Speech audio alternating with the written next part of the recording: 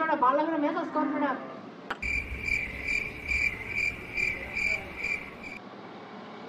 ওই বেটা তোরা তাহলে থাক, বাড়ি থেকে পাঞ্জাবি টুপিটা পিন্দাই।